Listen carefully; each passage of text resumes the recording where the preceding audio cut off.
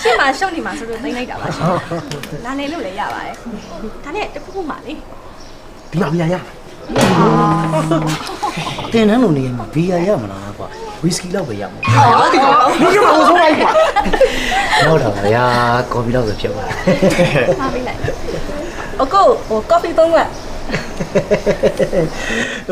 တရားနဲ့တရားကရင်းနှီးသွားကြပြီဆိုတော့ပို့ပြီးတော့ရင်းနှီးသွားကြအောင်တယောက်ကြောင်တယောက်ပြောကြရင်မကောင်းဘူးလားဟမ်ပန်းဟိုပွဲစားနော်ဟုတ်တယ်လှုပ်တဲ့လှုပ်ကလည်းပွဲစားပဲအဲ့တော့ပွဲပြအောင်လုပ်ရမှာပဲဟေ့အောင်ခုတော့မင်းပြောတာမပြည့်စုံဘူးဒီထက်ပိုပြီးပြည့်စုံအောင်ပြောပြလိုက်မင်းမိဘတွေကဘယ်သူတွေပါဗမာနေပါတယ်ဘာလုပ်တယ်လုပ်ပါတယ်ဘယ်လိုတိုင်ဝိုင်းနေရပါပြောလိုက်တော့မင်းမမင်းနာပြောလိုက်တော့ဟုတ်ကဲ့ပြောသူနာမည်ကအတာပါရွှေတောင်ကြားမှာနေပါတယ်သူ့အဖေကပိုင်လောပါလေမြန်ကြီးမောင်းပါတယ်စိုင်ကယ်တွေကိုဝင်တိုက်တယ်တော်လာတော့အဲ့လောက် intro နဲ့နေဘလောက်တိုင်းဝိုင်းကြီးလို့ဆိုတာသိပါပြီကဲယူရင်နင်းလိုက်ပဲနင်းနံပါတ်ပြောလိုက်လေဟုတ်မလေးနုညောက်ကလည်းတော်တော်ပင်ပန်းနေအောင်မသိတာသူလည်းအတိုင်းဝိုင်းကြီးရပဲတူတူတပီချမ်းသာလိုက်တာမှလေကျဲတက်တောင်စောင်းမကုန်ဟာအကြီးနှစ်ယောက်တွေးကြတာပဲခေါ်ယူတယ်ဗျာနှစ်ယောက်ပေါင်းပြီးတစ်သက်သာကြီးလိုက်တော့တန်းမင်းနှစ်ဖူးပြောင်းတာပဲကောင်းတယ်စကားအဲ့လောက်ပြောင်းမပြောနဲ့မင်းကလေးတွေကွာနေရခတ်သွားတယ်ဟုတ်တယ်အကော်ဘီကြားတယ်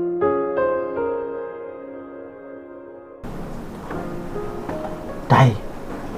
အလိုက်ကောင်တို့ဘွဲကြီးညဘက်ကားပစ္စည်းလိုက်ထုတ်တာတော်တော်အလုံးဖြစ်တယ်ရဲ့မိတော်မှမတန်ဆခံနေရပါမယ်ကွာမင်းရတယ်ကွာမိစီအကြောင်းမရှိပါဘူးကားစီးနဲ့ပတ်နေုံပဲအဲ့ဒီကောင်နံပါတ်ဖြုတ်ထားလိုက်ပြီးပြီတန်းဘာလာပြောနေလဲကွာငါအကြီးလုံနေတယ်ကောင်မင်းတို့ပိနေကောင်ကွာဒီမှာစားနေရကြတယ်မင်းမရှိနိုင်တော့မလားပါဝဲမင်းတို့နှစ်ကောင်ပေါင်းပြီးတော့ငါဘယ်တော့နိုင်ဘူးလို့လဲငါစားနေရဆိုတာဒါကိုပြောနေမှာမဟုတ်ဘာဟုတ်လဲ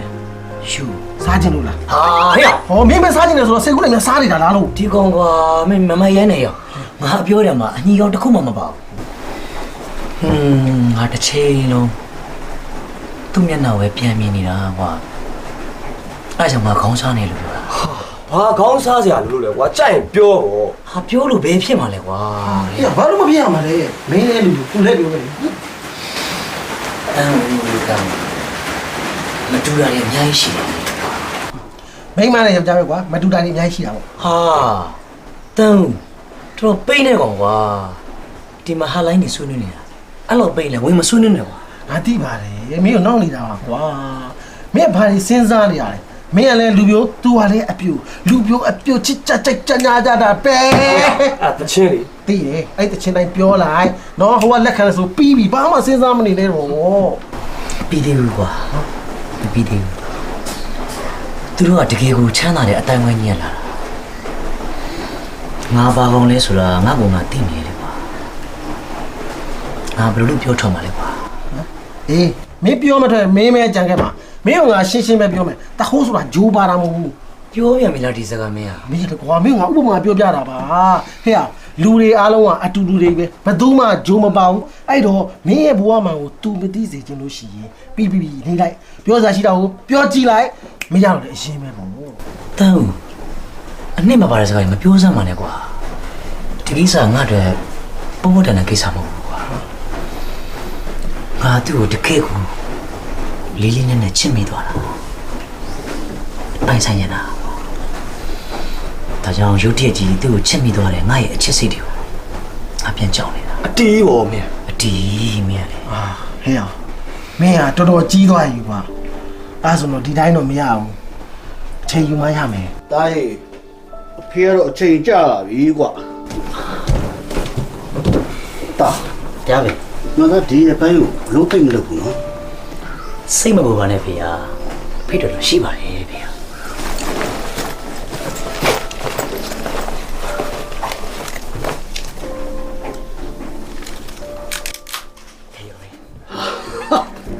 ဝမ်းသာရတာဝမ်းသာ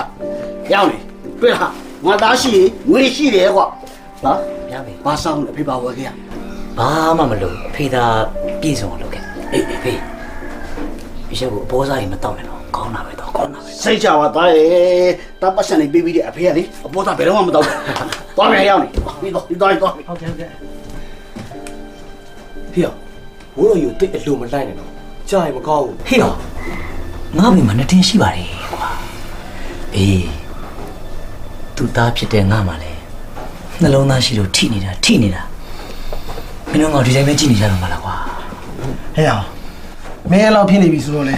ငါတို့လည်းကြည့်တယ်လို့မဖြစ်တော့အဲ့တော့မင်းနဲ့ယူနဲ့အစင်ပြအောင်ငါတို့တခုစီစဉ်မှဖြစ်တော့မယ်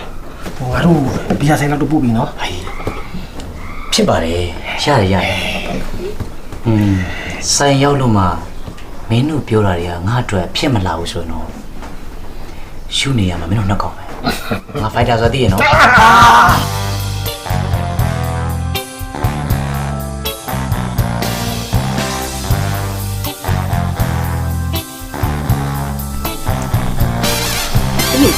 ဘာလုပ်လဲ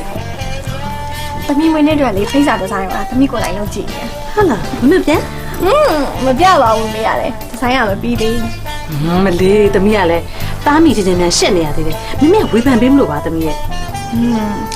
ဒါဆိုလို့ရှိရင်သမီးဒီဇိုင်းပြီးမှဖေရောမေမေရောအကြည့်ပြီးဝင်မဲ့ပြီလေနော် အေးပါသမီးဖေရတယ်လေသမီးမွေးနေ့ပွဲဟိုးပဲအာရုံရောက်နေတာပါ ဒါဆိုလို့ရှိရင်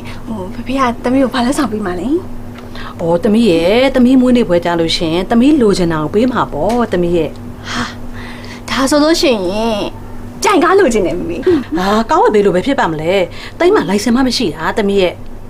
အမေပြောတာလေသမီးဖေဖေကမွေးနေ့ပွဲအတွက်ကိုအာရုံရောက်နေတယ်လို့ပြောတာ။သမီးကဘယ်ဟိုတယ်မှာလုပ်ချင်လဲနေပွဲလားညပွဲလားလူဘယ်နှယောက်ဖိတ်မှလဲဘာစားတောက်တွေကျွေးမှလဲ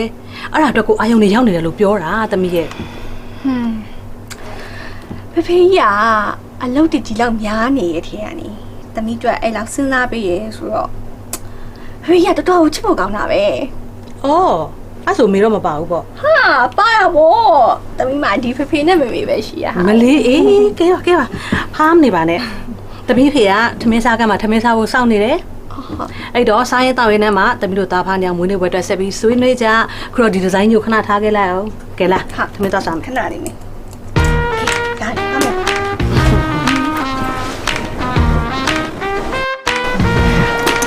ယူနေ့ရဲ့ဘတ်ဂျက်အတွက်ငါတို့ program ဆွဲပြရမယ်ဆိုရင်မနက်ပိုင်းမှာတော့နင်းမိပါနဲ့ဟိုဖျားသောကြောင့်လုပ်လိုက်ပေါ့ဟာနေကင်းကြလို့ရှိရင်ငါတို့ရဲ့အရင်နေ့ဆုံးတငယ်ချင်းတွေစုပြီးတော့ lunch ဆွဲမယ်ပြီးဘဲသွားရင်ကောင်းမယ် ။အဲ့ကစားကွေး ဟာအိမ်ကြီးနင်အခုတည်းကတငယ်ပြန်နေပြီလားဟလား ။ညလည်းခလေးပဲရှိကြအောင်ကစားဝင်တော့မှာပေါ့ အေးပါနင်ပြောတဲ့အတိုင်းစမ်းတင်ပေါ့ ကဲတော့ချောက်ဆက်ပြောပါဦးကစားဝင်ပြီးတော့ဘယ်တော့မှလဲ ညနေဆောင်ကစပြီးတော့ KTV တောင်းမယ် ။ဟုတ်တယ်။ငါတို့ KTV ကနေ10နိုင်လောက်ထွက်မယ်။ပြီးရင်ဘားဝင်မယ်။7နိုင်လောက်မှာငါတို့ club ကိုဝင်ပြီးတော့ငါတို့အစီအစဉ်အားလုံးပိတ်လိုက်ကြတာပေါ့ โอเค ဒီတော့အဲ့ဒါငါဘေးချိန်ပြန်ရမှာလေ အော်စောစောစီးပေါ့ဟဲ့မိုးလေးမပြေ နင်တို့ငါ့ကိုဆုံးမတော်တော်ကျန်းတယ်နော်ဟာလေငါအိမ်ပေါ်ပြန်တက်လို့မရအောင်ဆေးထွက်ရပါဟလား အော်နင်ရလဲဟဲ့တနေ့မှတစ်ခါလေးပဲကြည့်ရတဲ့ဟာ ။ဟဲ့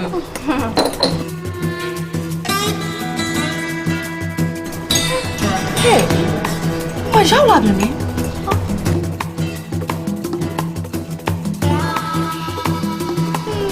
လက်ထဲမှာလည်းပန်းစီနဲ့ဘာပန်းစီလဲမသိဘူး propose တော့လားမသိဘူးဟဲ့ယူနင်တို့ဖုန်းထဲမှာအီထားကြပြီလား ဟာချောချောလည်းဘာရှောက်ပြောနေလဲ ဟဲ့ဘာလဲရှောက်ပြောမှလုံးမရောက်လာပြီလေ ဟုတ်ထိုင်မယ်နော် ပန်းစီနော်နင်းစီပန်းစီ ဟုတ်ပါလေ ဘယ်သူအတွက်လဲ ရှူတယ် အော်နေပါဟုတ်တာပန်းစီတစ်စီးမှာအတိတ်ပဲဖွင့်ဆိုချက်တွေအများကြီးရှိတယ်အဲ့ကိုတာသိလား ဟောဟုတ်ကျွန်တော်လေးလာမထားလို့ဒီချတော့မသိပါဘူးဘလို့အဓိပ္ပာယ်ဖောက်ဆိုချက်တွေပြတယ် ရှင်ရလေခင်းစီပဲအခွင့်အရေးအတွက်ပုံပြီးတော့အတိတ်တွေဖွင့်ဆိုချက်အများကြီးပဲကျွန်မမသိတဲ့လောက်ပြောရမှာဆိုရင်တောင်းမှန်ခြင်းရှုံးပေးခြင်းဝမ်းနည်းခြင်းလှုပ်ဆက်ခြင်းချစ်ခြင်း ညာချစ်ချင်းဟုတ်ဒါဆိုကျွန်တော်လည်းဖိုင်နေပြီ မင်းလည်း အာရှင်လည်းသိတာမကြည့်တာကထိုက်ကြည့်လည်းမြင်ရပါရောက်တော့မထိခိုက်ဘူး နေဝကဲရ ဟုတ်ပါအခုခင်ဗျာ အော်မဟုတ်ဘူးရှင်ဒီဇာလေးကိုခဲပြလို့ကျွန်တော်နည်းနည်းရှင်းချင်းလို့ ဒီချင်းလေးကြီးတယ် နေရောချစ်ချင်း ဟုတ်ချစ်ချင်းယူနေပါ ချစ်ချင်းကိုလက်ခံလေ မဟုတ်ပါဘူး ချစ်ချင်းပြန်ပေးတယ်အော်ချစ်ချင်းကိုပြန်လည်းပေးရလို့နေရတယ်ကောင်းတယ်ကောင်းတယ်ကောင်းတယ်ဘာရှောက်နေလဲငါပေါ့ဒီတော့ စိတ်မရှိပါနဲ့ကျွန်တော်ဒီပန်းစည်းရဲ့အထိပ်တွေကို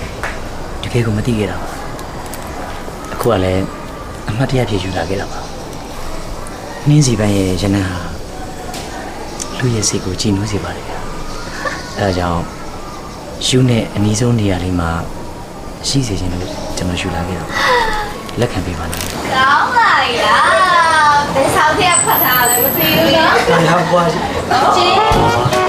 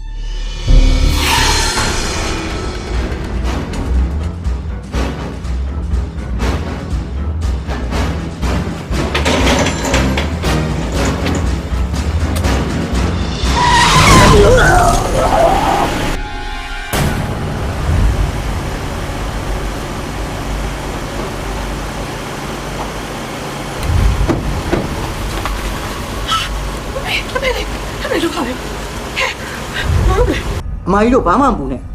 ဒါသူ့စရိတ်နဲ့သူဖြစ်တာ ဟုတ်တယ်ဒီကောင်ကျွန်တော်တို့ဝင်ဖောက်တာကျွန်တော်တို့သိသွားလို့ပြေးတာသူများပစ္စည်းကိုအချောင်လိုချင်တဲ့ကောင်ဖြစ်တာအောင်နေသေးတယ် အမကြီးတို့ဘာမှဖြစ်စေအောင်ကျွန်တော်တို့သက်သေရှိတယ် ဆေးရုံတော့ပို့ပေးလိုက်ကြပါရှင် ဟုတ်မနေပါနဲ့ဗျာဒီလိုကောင်မျိုးသေးတာလဲအေးတာပဲ ကျွန်တော်ကြောင်းပြီးတယ်တဲနဲ့တင်တာကိုတက်တယ်တော့အခုလေစင်ကာပူမှာရှိတဲ့ဥပဒေကုမ္ပဏီမှာကျွန်တော်လုပ်နေတယ်ပေါ့အဲ့ဒီမပေါ်ရင်လည်းကဲနေတယ်ကွာ ကိုတာကားလေးရမဲနေနော် ကျွန်တော်ဝင်နေမှတ်တရတဲ့ဒီနေ့ပဲကျွန်တော်လက်ဆောင်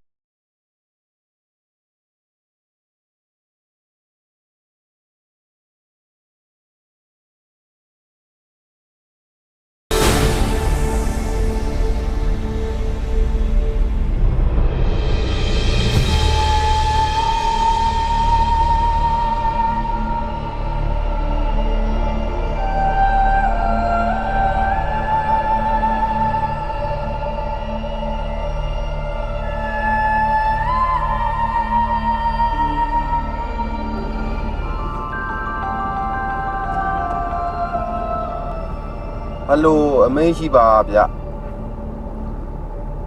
ဟုတ်ပါဗျာလာဖုံးမြတ်ပြောနေပါတယ်ဗျညာဟာ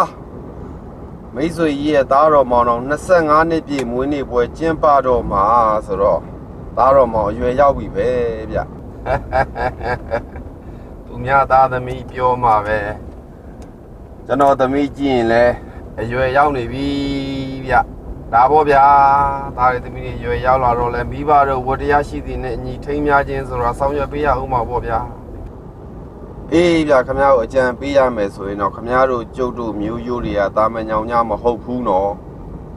ကျုပ်တို့ဘိုးဘေးပြီးပြင်းနေလက်ထက်တုန်းကဖျားထူးကလူဒန်းစားတွေဗျ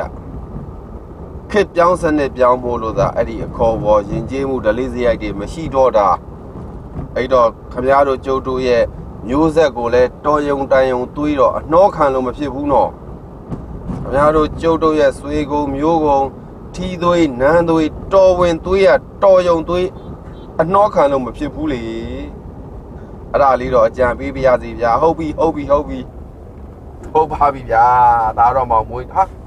ဒီကဘာကိစ္စကြော်သွားလဲတပီလိုက်ကြော်စမ်း ဖေကသူ့မောင်တို့သွားပါလေထား သမီးမကြော်ရလိုက်မေးကြော်မယ်ရလိုက်ကားပြီးမှရ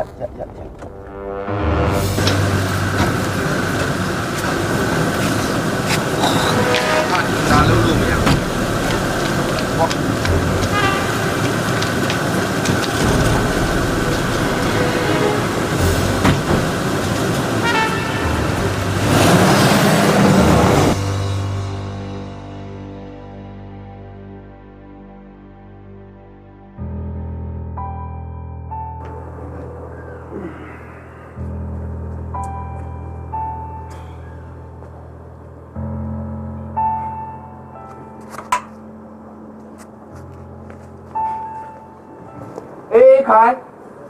ဟဲ့အေးခိုင်လာလဲ စင် အားလည်းလို့မောင်တို့ဘာလို့တော့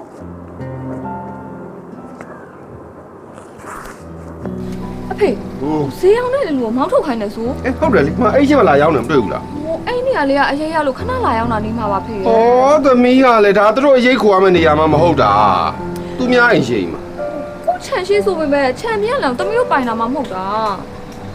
သမီးဘာစကားတွေလာပြောနေသမီးအဖေကိုပုံကန်ခြင်းနေရလား ဟိုမဟုတ်ပါဘူးဖေတမီးမှားပါတယ်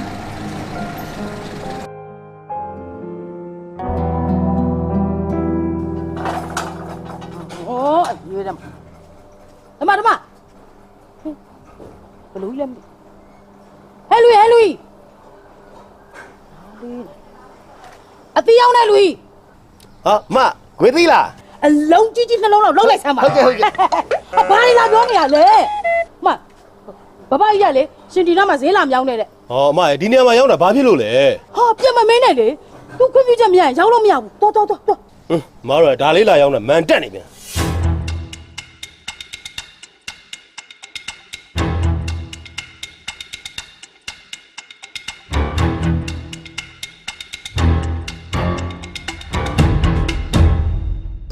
ကဲလာမယ်ရှင်တို့เนี่ยကျမတို့တွေ့ကျင်နေဆိုတာဘာကိစ္စလဲပြောပါ မလေးဒိုးနှစ်ယောက်တည်းကတွေ့ကျင်နေတာမဟုတ်ပါဘူးနော်ကျောင်းတော့ကတငယ်ချင်းတွေအားလုံးကတွေ့ကျင်နေကြတာဟုတ်တယ်ဒိုးနှစ်ယောက်ကတော့ရှေ့ပြီပေါ့ဟဲ့ ဘာဖြစ်လို့ရှေ့ပြေးလာကြတာလဲ အော်ဘာလို့လာရရလဲဆိုတော့ဒုတငယ်ချင်းတွေအားလုံးစုပြီးတော့အဖွဲ့လေးတစ်ဖွဲ့ဖွဲ့ထားတဲ့ဟာပရာဟိတာအတွက်ပေါ့ အော်သွေးလူအားတို့ volunteer လုပ်တာမျိုးအဲ့လိုမျိုးလား ဟုတ်တယ်ခရီးရပါထွက်တင်လဲထွက်ရမှာနော်လိုအပ်တဲ့နေရာကြီးအားလုံးကိုကူညီပေးဖို့အတွက်ပေါ့ဟာအားလုံးကရှင့်ကိုလူကြီးတဲ့နေရာခံမှုမဲပေးနေကြရင်နော် ဘယ်လိုနေရာမျိုးပဲဖြစ်ပါဟဲ့ငါကတော့လေအဲ့ဖွဲ့ထဲမှာပါဝင်ခြင်းတယ်ခုခေတ်လူငယ်တွေလေပရာဟိတလုပ်ငန်းအားစိုက်ပြီးလုပ်နေကြရဲဆိုတော့လည်းငါသိတယ်ဒါမဲ့ဟဲ့ပြပြငါ့ကိုလေမျက်စိရောက်ကောက်ကိုအပြောင်းမခံနိုင်သေး ရှင့်ဖေကအခုချိန်ထိအရင်တော့အတိုင်းပဲပေါ့